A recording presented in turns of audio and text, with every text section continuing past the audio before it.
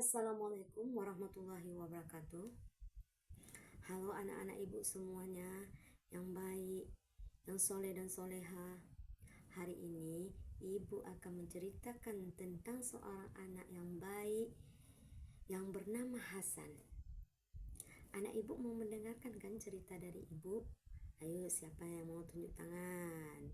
Yang mau mendengarkan cerita ibu, tunjuk tangannya tinggi-tinggi. Nah, begini loh ceritanya. Di sebuah desa yang tenang sekali, yang nyaman sekali, tinggallah seorang anak yang bernama Hasan.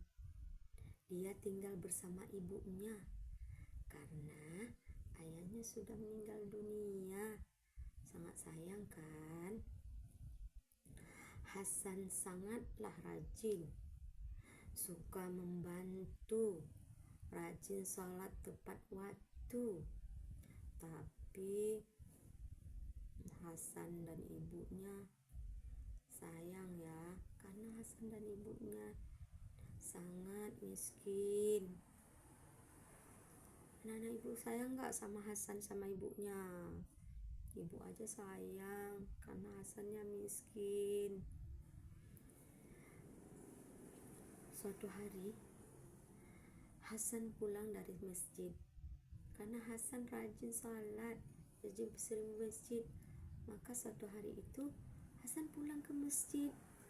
Ia merasa lapar sekali karena dia belum makan. Di tengah jalan, ia melihat sebutir kurma jatuh dari tanah. Lalu dia mengambilnya dan ingin sekali memakannya. Tapi tiba-tiba Hasan berhenti teringat pesan Nabi Muhammad SAW. Nah, apa pesannya itu? Begini loh pesannya. Lindungilah dirimu dari api neraka walaupun dengan sebutir kurma. Nah, begitu loh pesannya Nabi Muhammad SAW. Tapi Hasan berpikir, aku lapar, tapi lebih baik aku bersedekah karena Allah pasti melihat aku. Lalu Hasan berlari-lari dia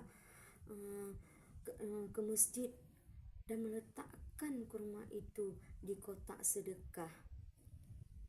Lalu ia berdoa, ya Allah, ini kurma satu-satunya yang aku punya, tapi aku ingin memberi untukmu. Ya Allah, mudahkanlah hidup kami ya Allah. Dan beberapa hari kemudian datanglah saudagar kaya ke desa itu. Ia mencari seorang anak yang jujur untuk bisa membantu dia. Semua orang bilang Hasan adalah anak yang jujur dan baik. Semua orang bilang Hasan itu anak yang jujur, anak yang baik. Akhirnya saudagar itu memanggilnya dan mulai bekerja di toko saudagar itu. Hasan sangat rajin, sangat sopan, dan tidak pernah mencuri. Akhirnya saudagar itu sangat senang sekali karena Hasannya baik, karena Hasannya jujur, Hasannya sopan, tidak mencuri. Jadi Hasannya diangkat menjadi anaknya sendiri. Jadi tidak dijadikan pembantu, tapi dijadikan anaknya sendiri. Subhanallah. Ya subhanallah, sedekah kurma yang kecil itu telah membuat rezeki besar untuk Hasan. Nah, maka dari itu jadilah anak-anak yang suka berbagi walaupun sedikit, karena Allah tidak melihat besar kecilnya pemberian kita, tapi ketulusan di hati kita. Nah, kalau tidak bisa sedekah, bisa dengan kata-kata yang baik.